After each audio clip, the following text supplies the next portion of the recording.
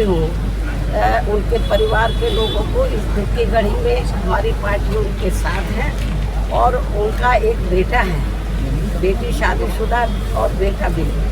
सब मुझे बहुत आदर सम्मान देते हैं।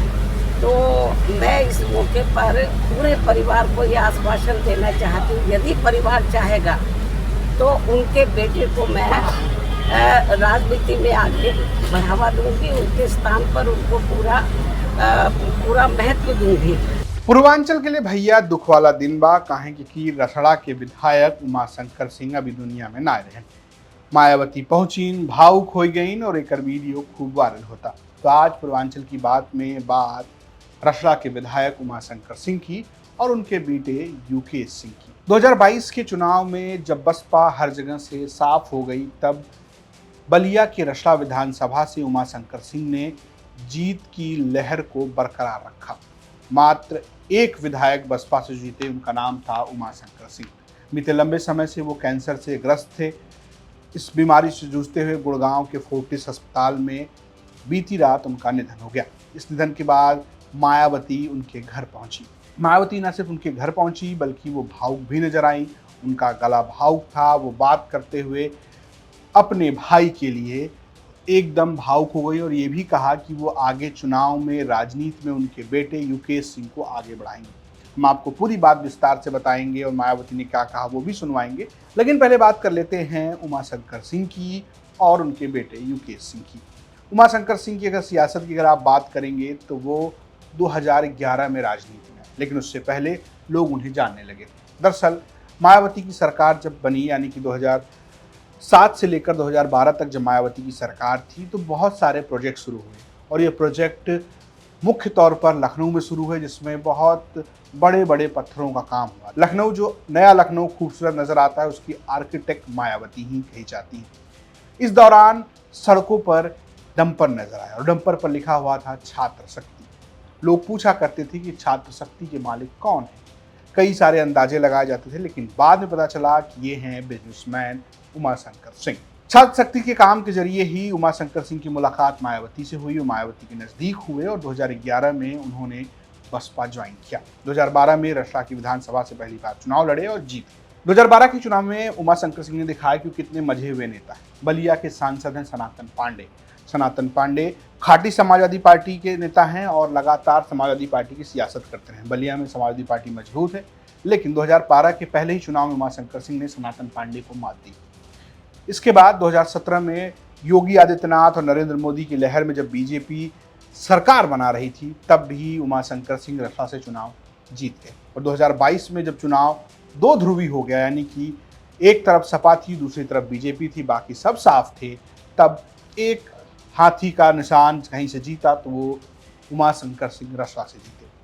उन्हीं उमाशंकर सिंह की मौत के बाद मायावती ने उनके बेटे को लेकर ऐलान किया है।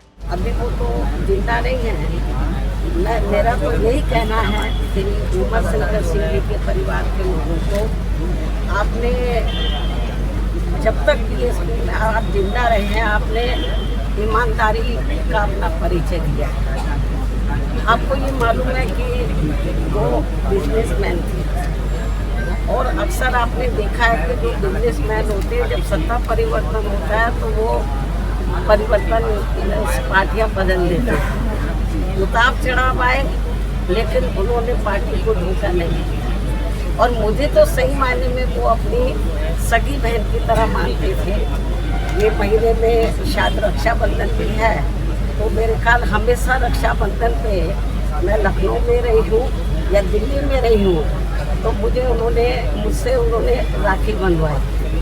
भाई तो बहुत बने, शुरू कास्ट को छोड़कर सब धोखा दे के चले गए, लेकिन इन्होंने धोखा नहीं दिया। और मैं आज ये कहना चाहती हूँ उनके परिवार के लोगों को, इस दुख की घड़ी में हमारी पार्टी उनके साथ है और उनका एक बेटा है, बेटी शादीशुदा और बेटा भी। सब मुझे बहुत आदर सम्मान देते हैं। तो मैं इस मौके पर पूरे परिवार को ये आश्वासन देना चाहती हूँ, यदि परिवार चाहेगा तो उनके बेटे को मैं राजनीति में आगे बढ़ावा दूंगी, उनके स्थान पर उनको पूरा महत्व दूंगी।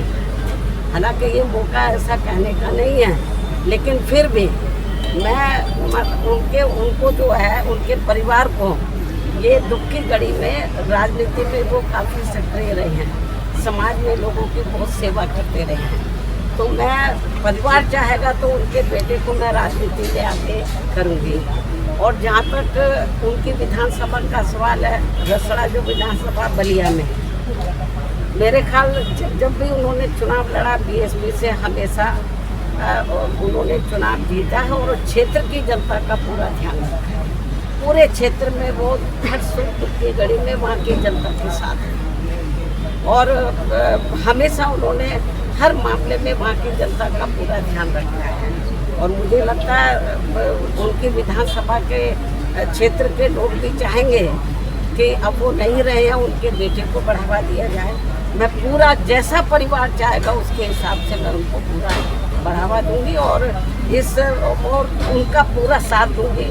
मुझे मालूम है कि महिलाएं अंदर बहुत दुखी हैं। मायावती जिस तरीके से बता रही हैं, बिल्कुल उसी तरीके का रिश्ता उमाशंकर सिंह और मायावती का रहा है।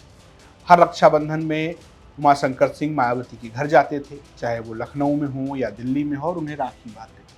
मायावती की एक और बात है, मायावती सार्वजनिक कार्यक्रमों में कम नजर आती हैं। किसी की शादी हो, किसी का विवाह हो, वो जाती नहीं। लेकिन उमाशंकर सिंह के इकलौते बेटे युकेश सिंह की शादी में मायावती उनके घर आई थी और उन्होंने बहू और भतीजे को आशीर्वाद भी दिया था। दरअसल युकेश सिंह की शादी बीजेपी के नेता दिनेश प्रताप सिंह की बेटी से हुई है। दिनेश प्रताप सिंह इस वक्त भी बीजेपी सरकार में मंत्री हैं और एमएलसी हैं। दिनेश प्रताप सिंह से संबंध होने के बावजूद भी, बीजेपी में संबंध होने के बावजूद भी, तमाम परिस्थितियों के बाद भी जब उनके ऊपर छापे पड़ रहे थे, उमाशंकर सिंह हमेशा मायावती के साथ रहे। ऐसे में जब उमाशंकर सिंह अभी दुनिया में नहीं है तो मायावती ने अपने भतीजे को आगे बढ़ाने की जिम्मेदारी ली है। और रसड़ा की विधानसभा को लेकर एक तरीके से इस गम के मौके में ही उन्होंने ऐलान कर दिया है कि चाहे कुछ भी हो जाए, अगर परिवार चाहेगा तो वो युकेश सिंह को राजनीति में आगे बढ़ाएंगे। अगर आप युकेश सिंह की बात करेंगे तो उन्होंने मैनेजमेंट की पढ़ाई की है और अपने पिता की जो कंपनी है छात्र शक्ति, उसमें सीईओ के तौर पर काम करते हैं। युकेश सिंह अब उमाशंकर सिंह के आने वाली राजनीति की विरासत को संभालेंगे। मायावती जब बात कर रही थी, उनके पीछे भी युकेश सिंह खड़े नजर आए थे। परिवार भावुक है, गमगीन है और इस गम के दौर में मायावती अपने मुंह बोले भाई के साथ खड़ी है। तो आज पूर्वांचल की बात में इतना ही। ये स्टोरी भेजी थी बलिया से हमारे सहयोगी अनिल अकेला ने। देखते रहिए यूपी तक। नमस्कार।